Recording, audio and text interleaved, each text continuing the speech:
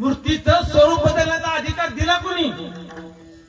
मामाचा गणपती, गणपतीचा मामा करायचा अधिकार दिला कोणी? कोण आहे एवढा अधिकार जो मामाचं रूप बदलू शकतो? आहे का कोणाला अधिकार? चुकत असं तर उभा राहून बोला गड्या, ठीक आहे, पण ही पद्धत चुकीची आहे, त्याला कुठंतरी आळा बसला पाहिजे.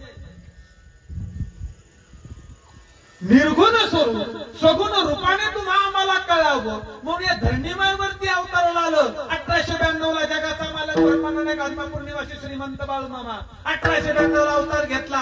काशी विश्वेश्वर शिवशंकराचा अवतार म्हणजे माझा मामा आहे. आणि त्या मामाची काठी म्हणून तुम्ही गणपतीच्या याच्यावर दिलं. म्हणजे मला हाच प्रश्न पडलाय, तुम्ही गणपती बसवलाय का मामा बसवलाय? जर मामा बसवला असेल तर त्याला तोंड कुठनं आली? म्हणजे विद्रुपीकरण म्हणावं लागेल ह्याला, दुसरं काय म्हणू शकतो महाराज आपण? ही चुकीची पद्धत आहे, ही चुकीची पद्धत आहे. कदाचित आज या युट्यूबच्या माध्यमातून, या सोशल मीडियाच्या माध्यमातून सगळ्यांपर्यंत हा मेसेज पोहोचणार आहे.